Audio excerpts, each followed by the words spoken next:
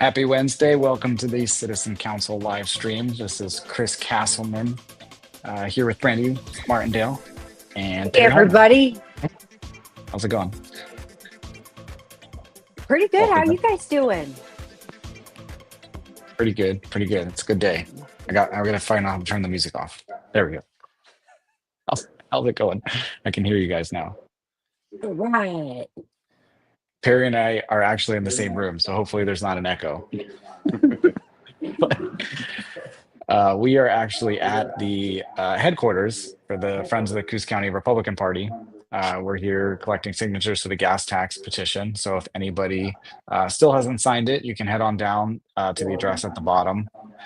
It's the plaza with McDonald's and Scoops and Vinny's out there in North Bend. So throwing that out there, we'll be here till Friday, 2 to 6. Somebody told me they actually are really close to getting all the signatures. So very cool. There's been such a huge push for this. I mean, everybody's behind it. So it really has had a lot of momentum. It's crazy the amount of people we've had in here. I mean, we've collected, I think, close to 1,000 signatures Oh, because that's yesterday so we were over cool. 500 and they've been getting a couple hundred every day. So very cool. That's cool. Yeah. And well, Hi, now that you Cheryl. guys have the headquarters, hello, Cheryl. Now that you guys have the headquarters and people have a location that they know they can go to, that makes it way easier. Yeah, and it's spread well on social media between everybody sharing it and then word of mouth. Got people coming here Yeah. like, oh, my coworker came and told us all to come here after work. So, and we're handing out flyers for our events. So, hopefully people, word will spread for that too. If people are interested tonight, we're having an event here. Um, Pizza, drinks. I'm going to do a little presentation, and we do it every Wednesday, 7 to 9 p.m. And then every Saturday, um, that one. Every Saturday, we do coffee from 8 to 11 here as well. So very casual, informal, just kind of networking, meeting people. If you've never met a conservative, you can come and meet one in person, a real live conservative. I love how warm and inviting you guys are because, I think over this past year, the conservative element in Coos County, there has been a real legitimate attempt to like demonize quite a few people that are associated with this conservative movement. And it's really lovely to see how warm and inviting you guys are because, like, that was not the experience with the traditional Republican Party, right? I mean, people reach out to ask how they can help and they get straight up Yeah. turned away. And so seeing you guys just and watching this kind of, I don't know, loose knit organization or this kind of collective of people all coming together is just amazing. I love it. Yeah, it's It's worked out giving well. holiday spirit. Like I'm really liking it.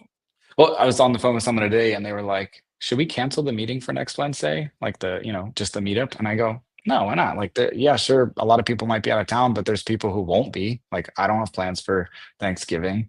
Like, I mean, I'll probably eat a turkey, but like the days around Thanksgiving, I don't have anything to do. So come on down, You know you know? what's really cool about that, Chris, is that a lot of people don't have people to spend the holidays with, and the holidays are really hard for a lot of people.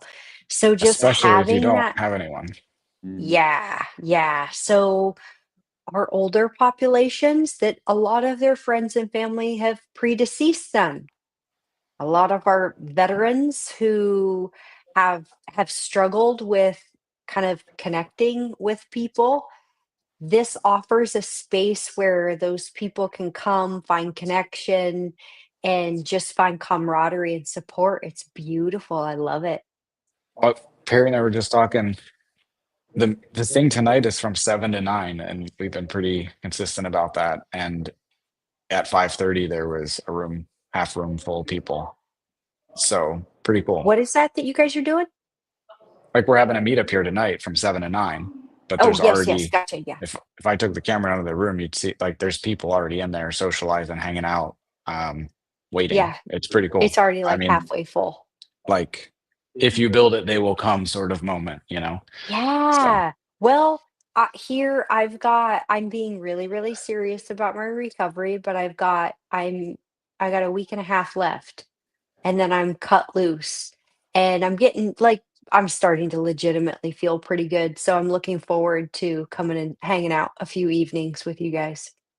very cool. And we already have people lined up, like governor candidates and congressional seat candidates, like U.S. Senate and U.S. Congress level candidates coming, planning on coming here in the next couple weeks, months. So uh, Cool. just to hang out during those events, like informally, you know, we're going to do formal events, probably forums and things like that. But like they're actually going to come here and just socialize, which is really cool. Cool. Different, you get Let to see people them in get a to know different them. light. But Perry, you got to stop talking. You're talking too I much, know. man. Yep. But Perry, you went out, as you always do. You went out a couple days ago and you toured an area of uh, Coos Bay that we haven't been to. Well, tell us about it. So south of Empire Boat Ramp, um, all the houses are set back from the bay a ways, and um, it's all beach right there, and then it turns into trees and marsh. And I've heard for a long time about people camping back there, but never went. And I finally went back there, and what a mess that is. Um, and out of coincidence, it was right after the king tides, which I think kind of helped um, emphasize the problem because those high tides pushed their garbage that was collected and just scattered everywhere and turned it exactly like you'd see driftwood, just lined up along the shore right there at that high tide mark. And um, and it's marshy. I was in my leather boots that are greased up real good and waterproof, so I didn't get wet. But you're walking in 4 inches of water all through there. They'll find a little bit of a dry spot and put a tent up, and it's an absolute mess. And it's all right there going into the bay. I wish I had video and photos of it. I wasn't prepared enough, so I apologize.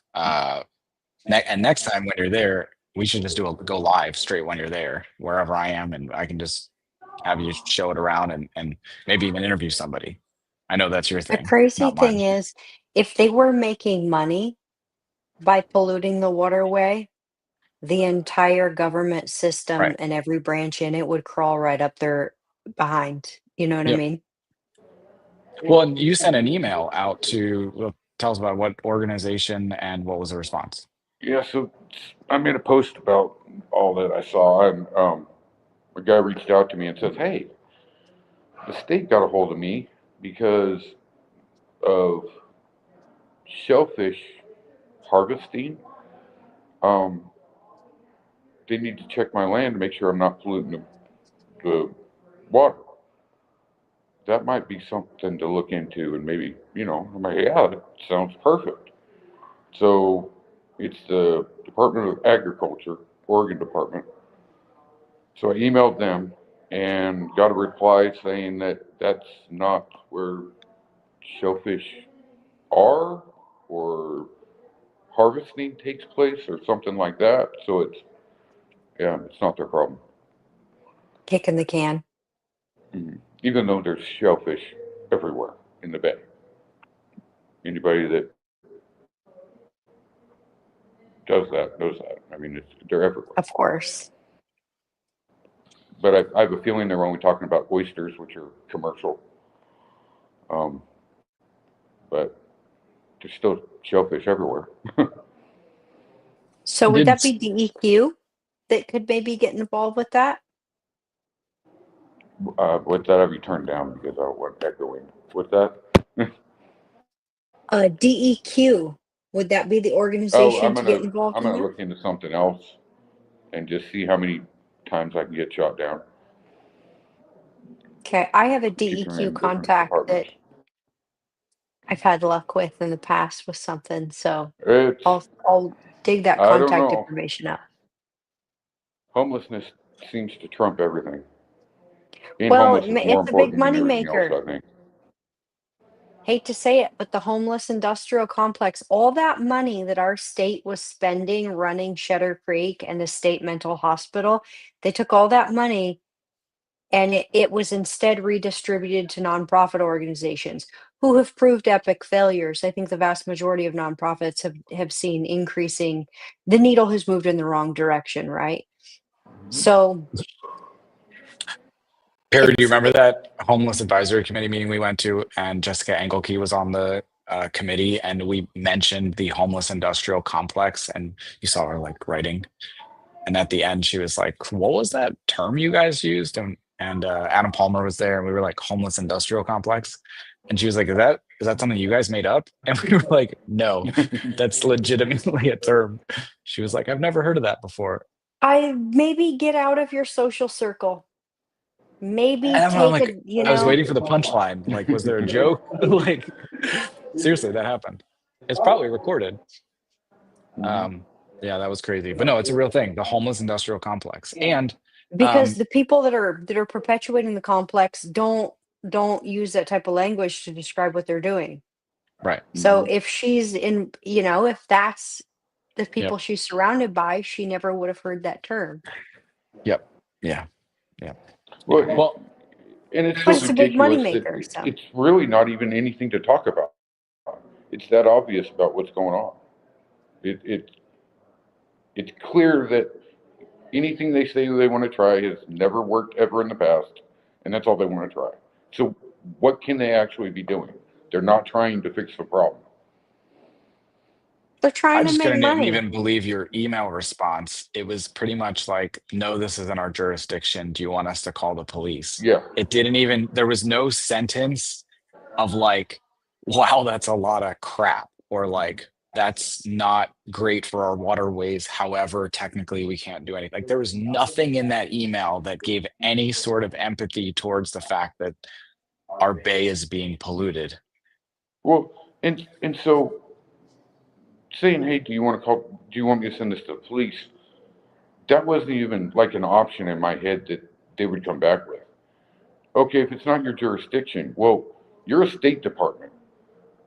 I'm sure that they go out and find wherever their jurisdiction line is, 10 feet over, they see oil spilling into the bay, and they go, I can get a hold of this other State Department over here, and they can deal with this. You're not going to send that to any other departments? Just say, nope. Like DEQ. Pretty simple, but nobody wants to deal with homeless. Weird. Well, it like we said, it's a major industry and a lot of people are making a good living off of serving very expensive meals. I mean, when the meals are serving math out to $100 a meal, who are they helping? Yep. Or when we were, remember when we were listening to the plan of them building the houses, and it was like $68,000 just to build the house, not including hooking it up to utilities and the around the unit and stuff. And they were gonna put like 8 of them. It was Salvation Army. And we looked at the guy and we were like, that's insane. He's like, that's actually not that bad. And I was like, I don't know. It got weird for a second. Remember, he like apologized to us because we said something like, we don't even live in stuff that nice. And he like, it kind of hit him. He was like, whoa. He's like, I never even thought of that. I'm like, yeah, I don't live in a brand new trailer. Like, not Well, everybody is you in the have situation you think they're in. Or the the $300,000 out of the million that went to administrative costs.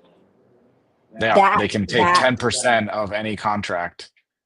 The city that as being like the financial whatever holder, the administrator of that contract. So it's a state grant for $1 million. Well, Coos Bay gets 100,000 right out of the gate. I think it was actually there's 30%, definitely wasn't it? money going There missing was during that 300,000 administrative in handoff. administrative on those, whatever he showed. It's crazy. And the thing is too with like so what is your goal to get someone into temporary housing like basically something that locks so that ideally like women can't be raped, because that's like a huge, like, violent attacks and stuff like that are pretty common, and those in and of themselves are absolutely traumatizing. There is a little pop-up house that you can order off of Amazon for like 15 or Yeah. $16,000. We've literally, and they're not, necessarily real weather rated, like, but for temporary housing, like, if you're looking at 60, Shelter. $70,000 versus $15,000, I think these people that are working for these nonprofits have become so out of touch with how money works that, like, they're Yeah. it's like financially their brains don't work in any kind of savvy, realistic way.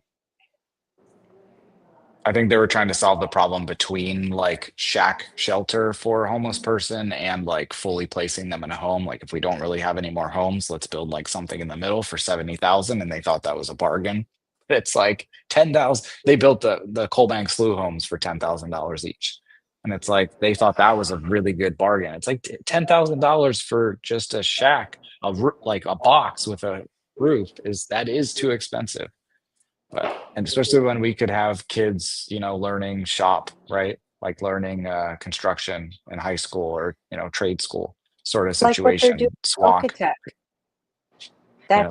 I just went over and met with Rick Stillwagon, who's heading that up, and that's basically what they're doing. They have out there at the end of Seven Devils, just before you get into Charleston, they have that old school there that they've turned the gym into basically a massive workshop where he's teaching people the trades, and they're taking in volunteers of people who collectively around the community have all of this trade knowledge and Yeah. transferring that skill set to the next generation so that they can, excuse me, so they can learn self-sustaining skills. All sorts of ideas and solutions, but yeah. Oh yeah, there's Well, so many people in this community that are doing stuff like that, making stuff happen. But it seems like the best solutions are the grassroots solutions that are initiated and developed by our community members. This stuff that's being implemented by the state is trash. Failure after failure, absolute hot garbage. we're speaking of grassroots, we're doing events here we've Wednesday, Saturday, every week and all week. My gosh, it's there's been so many people here. People we haven't seen right in a long time. Like you have people who haven't been involved or engaged in politics for like 10 years. And then like Yeah. Rob Taylor's been here almost the whole time. And it's like so cool to watch him interact with people or like people who only saw him or heard him on the radio, right? You only hear him on the radio. That's a telephone symbol. That's not a radio. But and they'll come in and they'll be like, "Hey, Rob," and he's like, I don't know these people." It's like just because you heard me on the radio doesn't mean I know who you are. But it was funny. But no, it was really cool. He's been able to meet so many people that like he's never had a place. He's been out and done petitions and stuff, but they've usually been so narrow scope that he doesn't meet people like this in mass. This petition has been so wide reaching. It's insane. Yeah. I mean, we've had Democrats walking into a Republican headquarters to sign this petition, like That's totally cool. cool with it. That's such an opportunity to bridge that gap. I wish I could have been there through all of this stuff, but this needed I, to happen. I had But someone change their registration from Democrat to Republican yesterday. Yeah. I really, I made them it's apologize cool. first. I did. Yeah. I'm like, you say you're sorry. That's Yeah. funny. That's cool though, because it's like it's building those bridges and building that camaraderie and opening up that opportunity for dialogue and meeting in the middle. And like, I really think our solutions start here at home. Like, we Yep. can't, our state is not going to save us. They're going to make things worse every opportunity they can. And so these are the grassroots solutions that are really going to lift us up.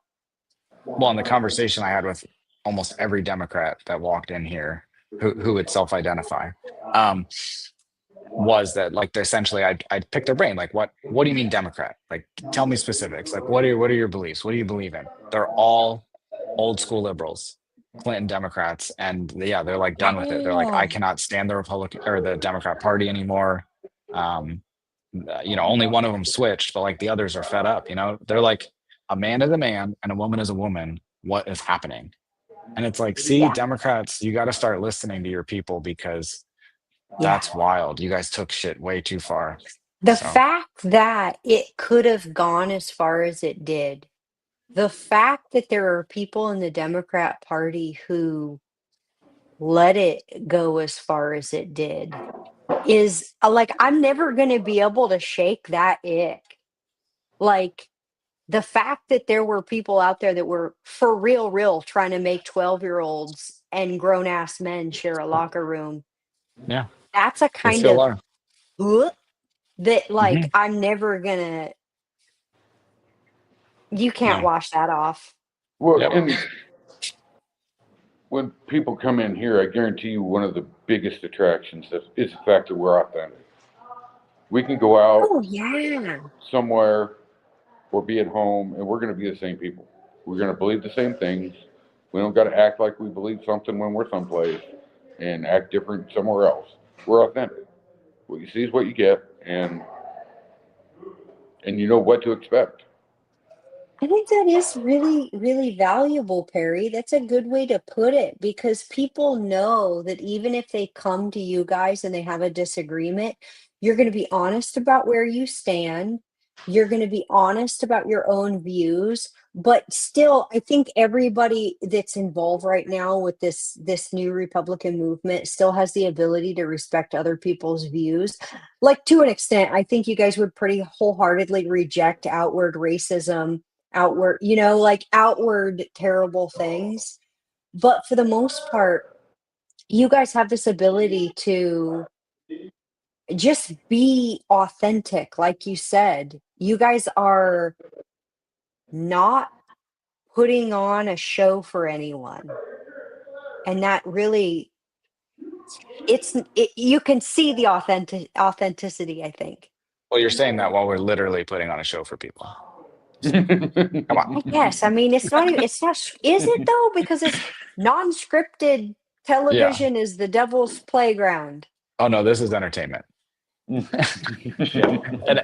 I can hear Rob Taylor's and other people carrying on in the background. So if other people can, I'm sorry.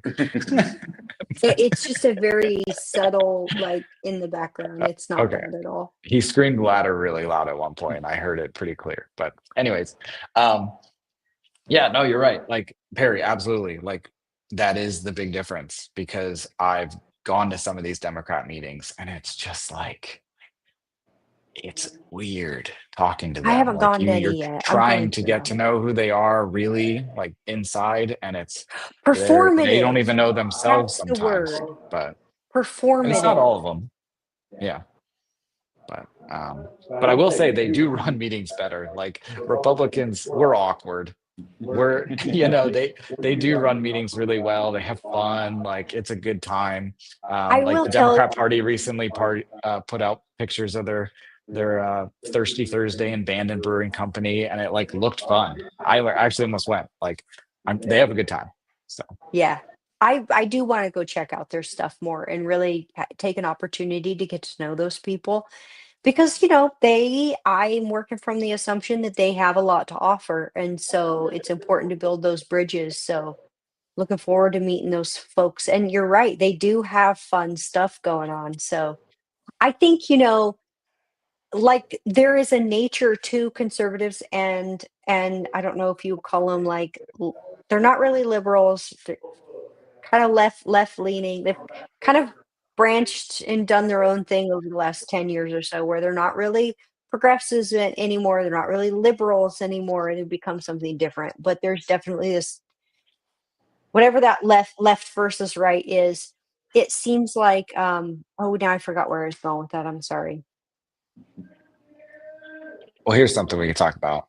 We're talking about left versus right. Look at this Oh, I disconnect. was going with introvert versus extrovert. That's where I was going with That's it. what, yeah.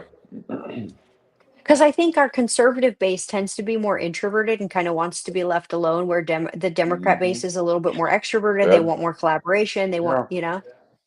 And I've said that so, over and over again. People are like, we don't, like from the other side, they're like, we don't want you to be county commissioner. And I'm like, I don't either.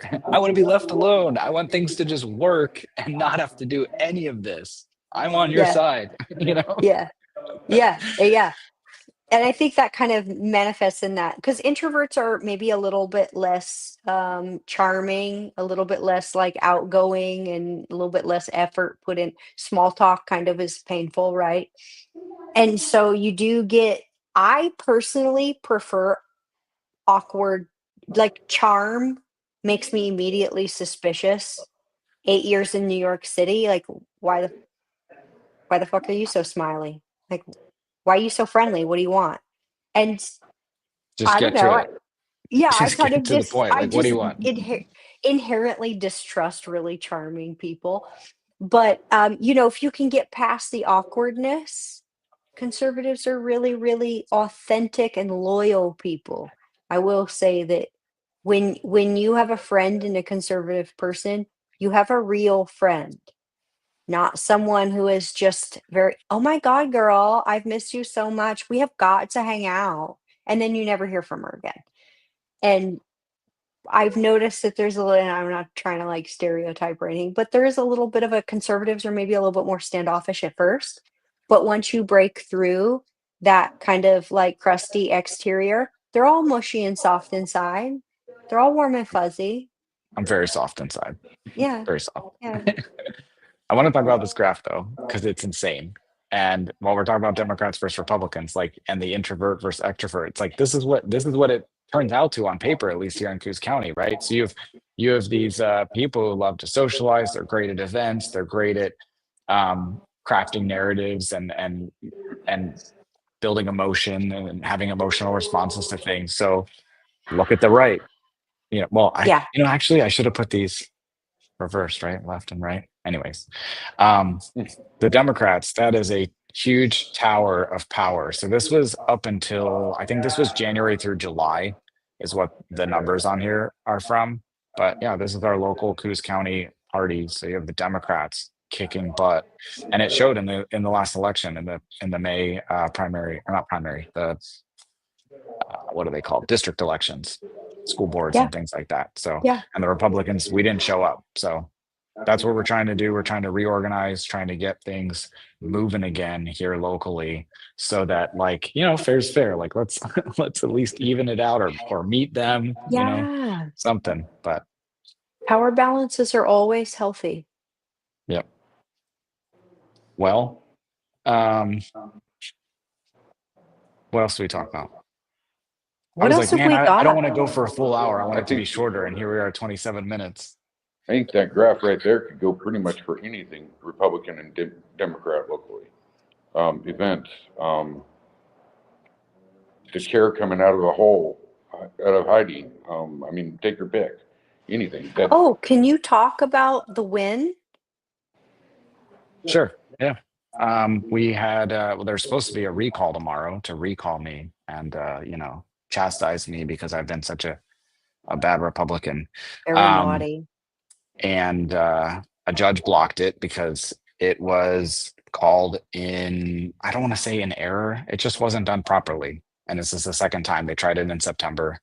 And yeah, it's a small part of the party, but they've had control. They've been able to, for years and years and years, manipulate how things work so that no one really knows that there's a party, and then it's just their social club. So they're in control, and they don't like me because I do crazy stuff like this, and we do crazy. Rob and I do crazy stuff like get a headquarters open and invite people in for pizza and drinks. I mean, it's insane. I mean, it's Well, you dangerous, right? bring absolute independent heathens into Yep. their mix, Mhm. Yep. Yep. Yeah, we don't do a Christian check on people and check their Christianity. And no, it's like actually insane.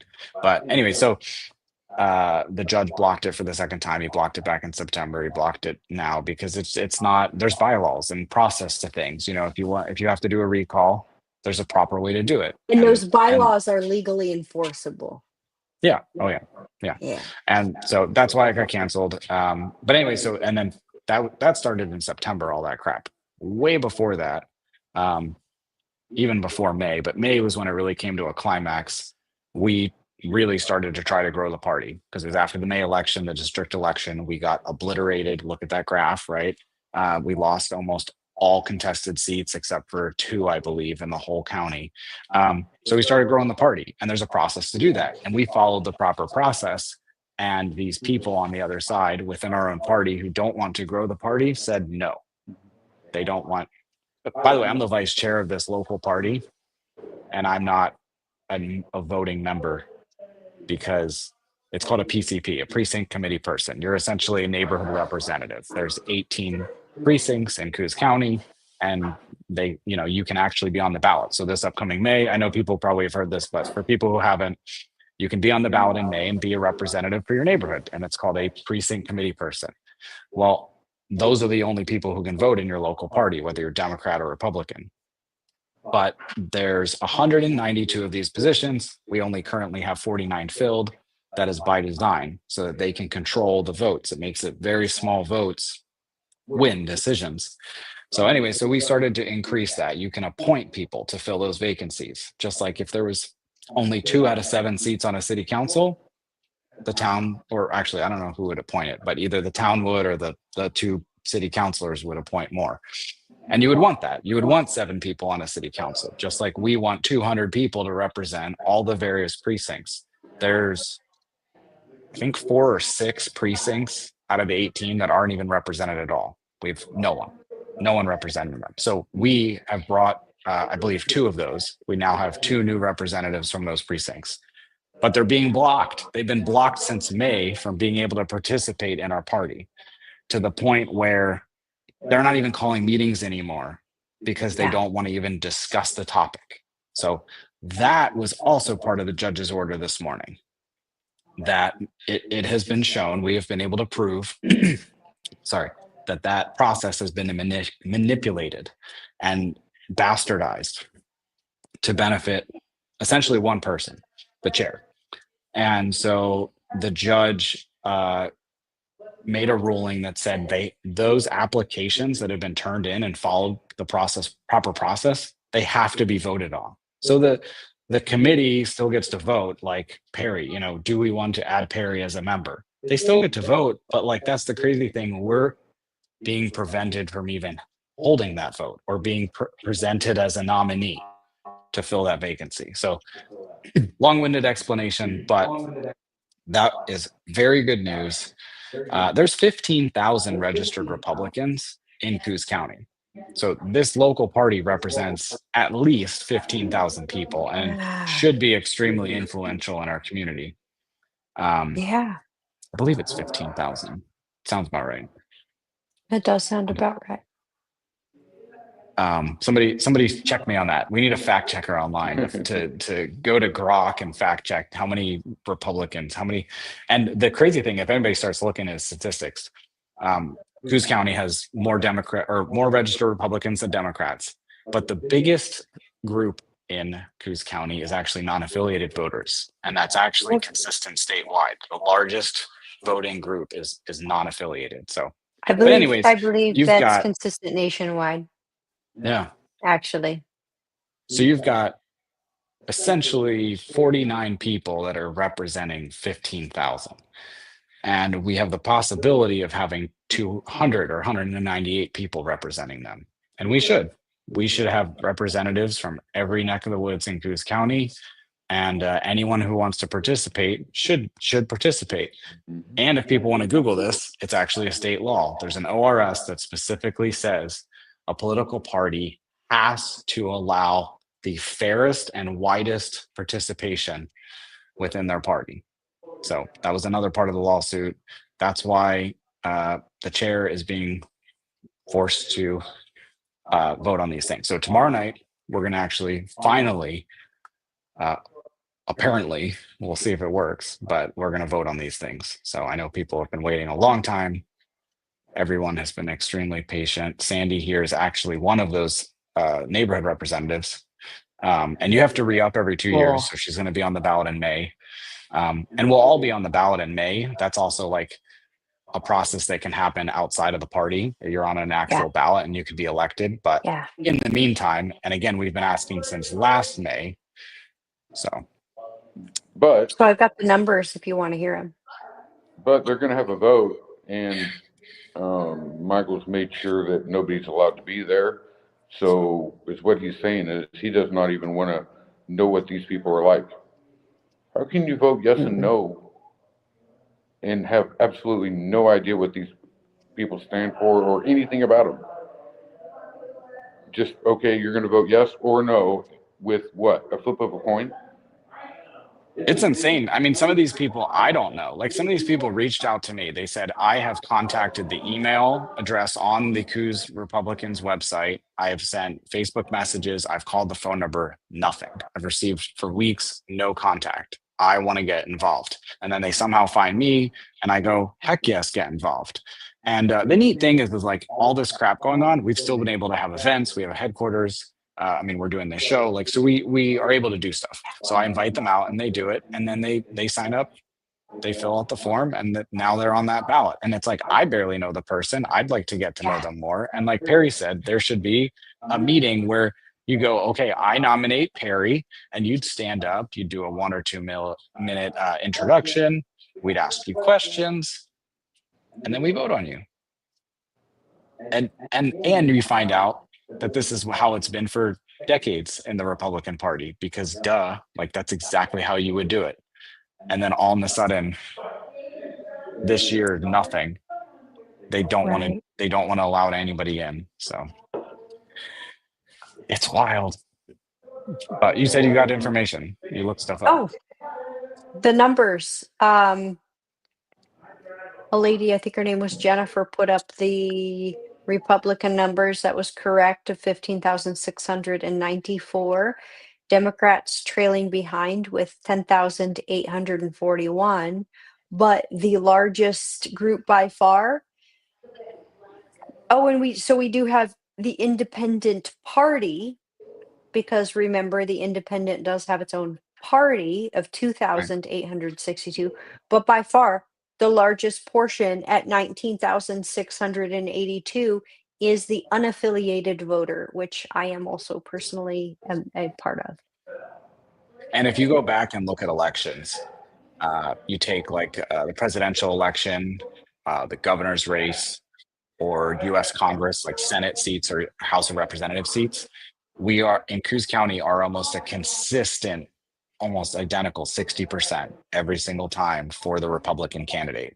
So like for governor, Republican candidate, 60%, even though they don't win statewide, Coos County votes 60% for the Republican candidate. And then you'd think it would be 40% for the Democrat candidate. It's not. Like last election for governor, Tina Kotek only got 30% here in Coos County. That's how weak the Democrat support is for state and national races. Then it all changes. You look at school boards, city councils, and commissioner races. Obviously, the school board and city council, there's a different makeup because it's a smaller district. But like commissioner races should follow that same trend. Nope. It's like you had our recent election with Drew Farmer and Bob Main. I believe it was like 55 to 45. But Bob Main is also not registered Republican, so that probably got a little weird. Drew's, I think, registered independent or not affiliated, although he was endorsed by the Democrat Party. And then you go even further also a back, non-affiliated position. Right, and that's where it gets weird. But you have these political parties who endorse people, and they're very loud about it, like especially Drew Farmer. But yeah, you go back before, and it was Rod Taylor and Melissa Cribbins, and that was like, I think 130 votes, something. It was like 50-50. So why is that? Is that because the state designated them nonpartisan? Is it because the Democrats? Because of that graph. I think so. Like I said, that graph can go for anything local with the Republicans and Democrats. Exact same graph, just pick your topic. Because that graph is affecting us locally here on a big scale versus like the state and federal races are affected by outside sources. Yeah. This graph that right money here is really amplifying that voice. Probably and beyond it's not just money. that money is representative of participation as well. People can go and they can go into Orstar. It's ORESTAR, Orstar, Yeah. and you can look up like these figures. You can look up the Democratic Party of Coos County and see where their donations are coming from. And it's like mega grassroots. Like there's small donations all the time. And that's how they get these numbers. Now they have gotten some larger donations, but it's like that is participation. They It are is, and out they should there be and proud doing. of that. Here That's, we are, like giving them so much kudos. I mean, But credit hey, where credit cre- is due if you're yep, doing the damn thing, you know what I mean? Yeah, but this building will, I'm not gonna hate things are gonna start turning. hopefully we're seeing it. I saw it well, this here's the week thing. more than I've ever I seen it in personally my life. know of several fairly large small businesses in the area who are very generous and would love to back promising candidates, but they would not give money to the Republican Party the way it was being run Yep. up until. And that's going to take time. That's going to take years probably to rework. It's not going to happen overnight. Yeah. You might be surprised at how Hey, forgiving. I want to prepare myself, right? But Yeah, and if it you might happens, be great. surprised. And you can tell that There's a we have a lot of donation people. box, so if they want to come in, Yeah, I printed up I forms think the other day. people with deep pockets are waiting for some stability. Well, hopefully And we can bring that to them. Mhm. yeah, you will. You will. Anybody want to say hi? Uh, No, we got some shy people. We're in the beer room. in the I beer mean, the room, soda room, the sparkling water soda room. room. Yeah. Yeah. Anyways, we're working on getting a studio, and that would be really cool. So then people really could just like walk in and be on this in the studio. So Oh, that would be cool. There we go. we got a flag waiver.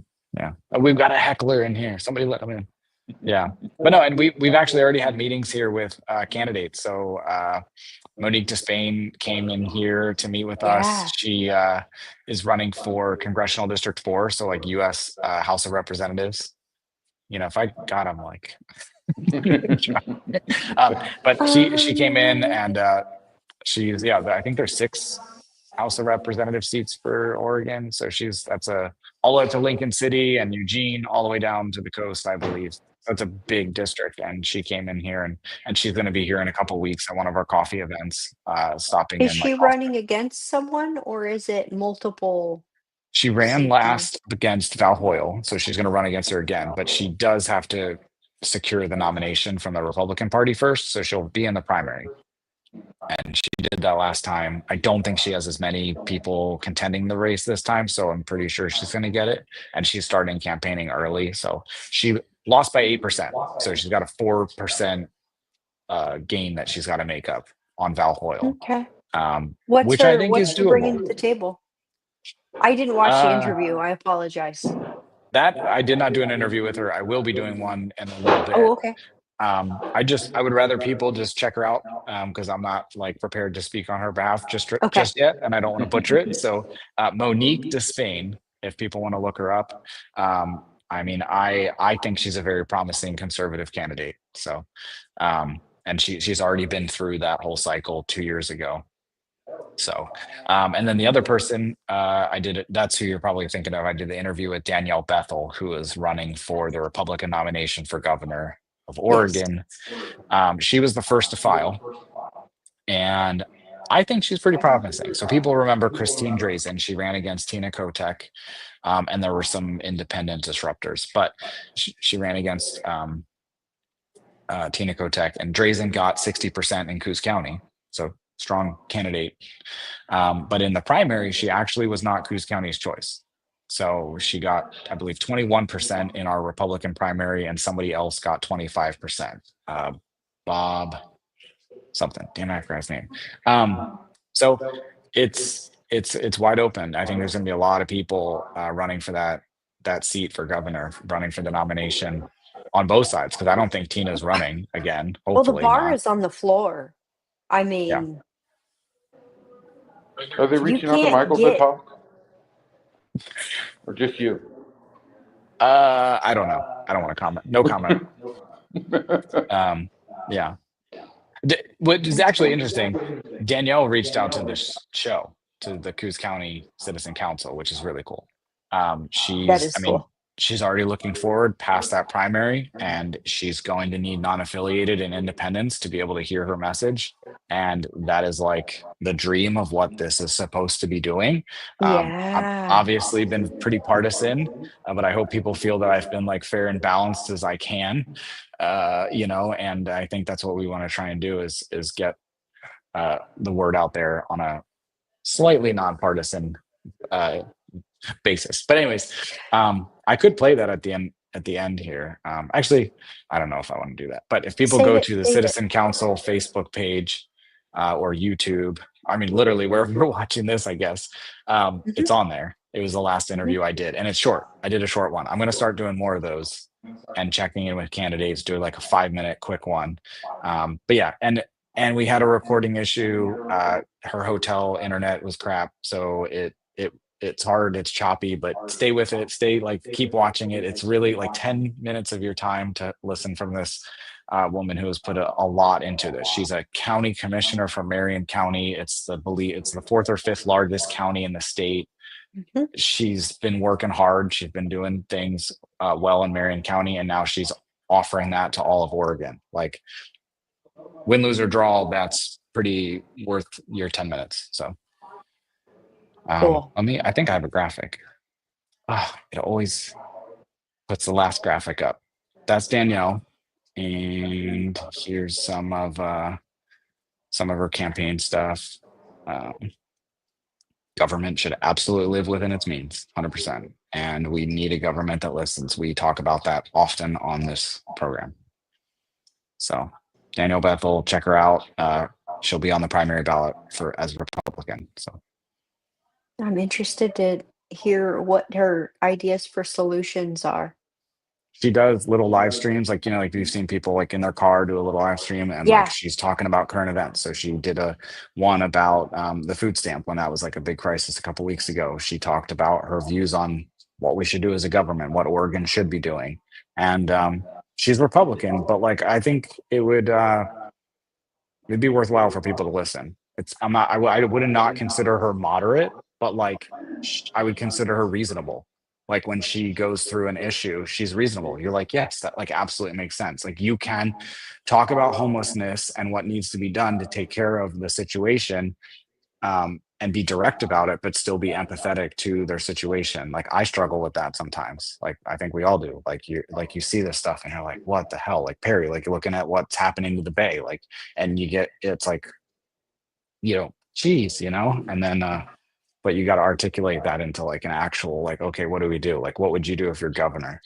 How, That's the thing. Is like, what do you okay, yeah, they're a problem. What do you do with them? We should we can't ask throw them Governor into Perry? volcanoes or off of cliffs anymore like, Right. our ancestors did. Well, that would be Well, littering the Bay, you know? well, our Yeah. bodies are definitely toxic. Yeah, it's tough though. Like, how would you like? I mean, geez, if I was running for governor, what would be? I mean, I have definite answers, but like until you actually start saying them into a live stream with like a lot of followers, it completely changes it. You're like, whoa, that Yeah. actually doesn't make any sense and can't work.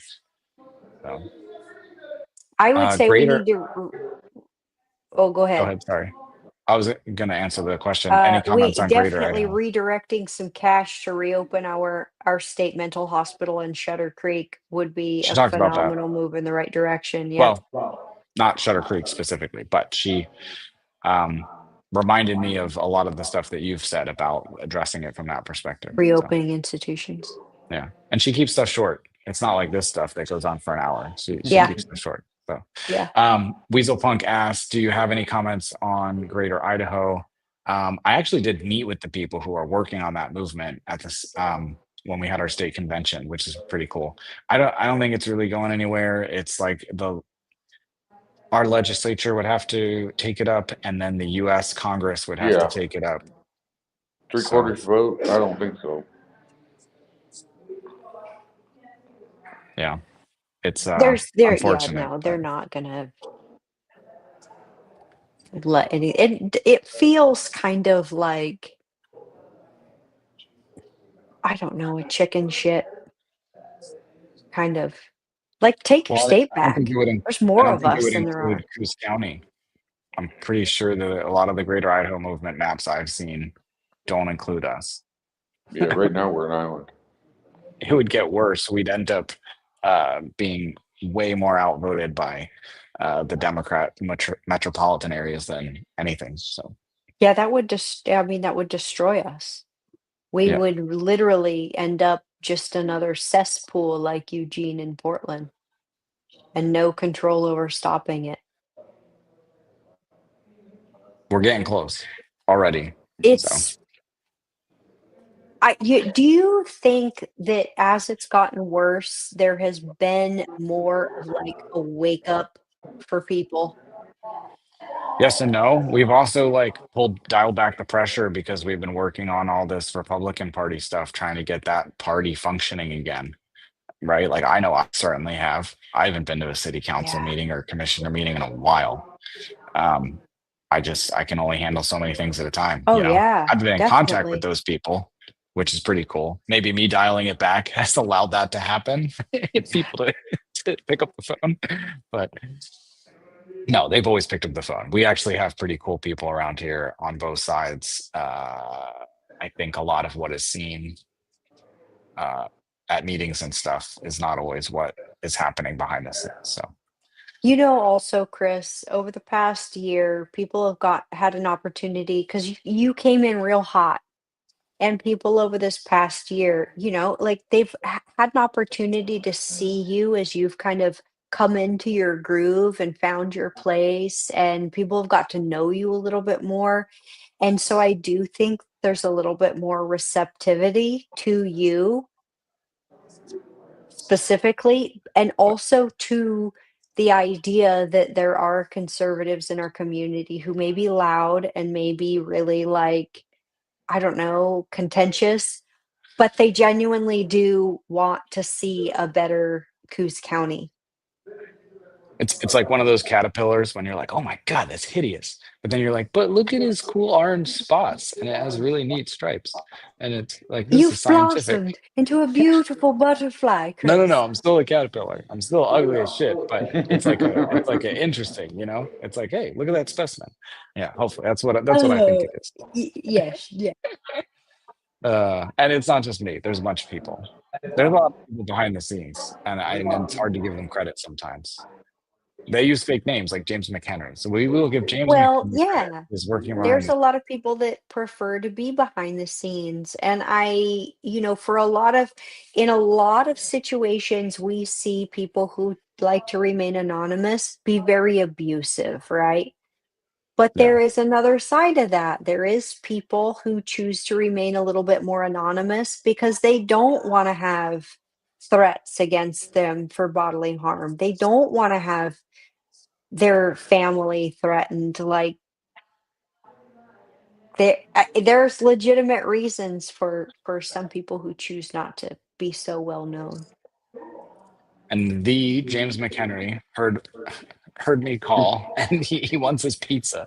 But I'm not getting the pizza. I actually arranged it to be uh, presented at 7 p.m. So if people want to come on down in 7 minutes, you will get pizza and drinks and all sorts of conservative conversations, rooted in traditional American values here at the Friends of Coos County Republicans headquarters. They're saying they're starving.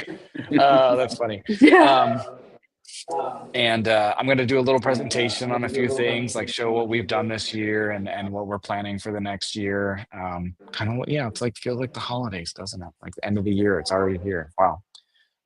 We also on Saturday have coffee with a conservative, 8 to 11, and you don't have to come the whole time. Like you literally stop in for 5 minutes and just grab coffee and leave, and that's cool because I'll get to hey, how's it going?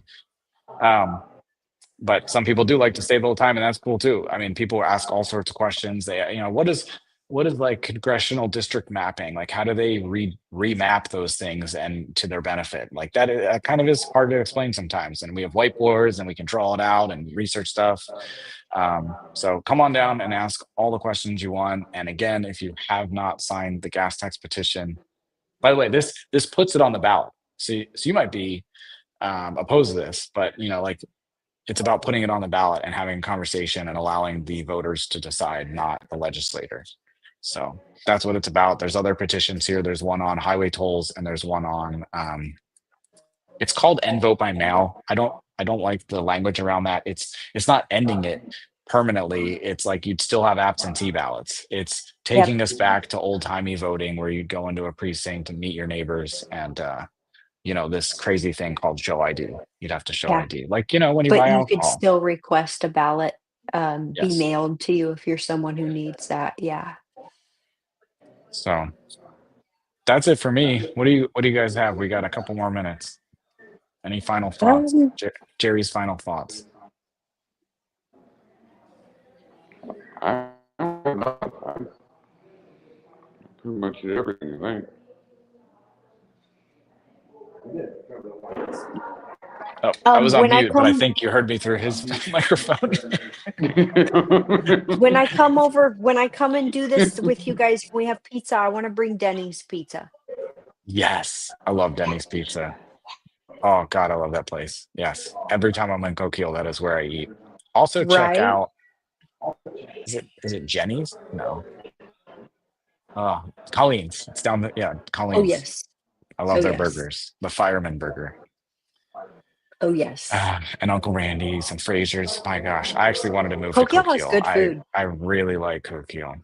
So, but here I am. Anyways, all right, everybody. Thanks for watching. It's very cool that people participate in this. And last chance to run on down here for pizza and drinks and random conversations about principles and values. So we'll see everybody next week. And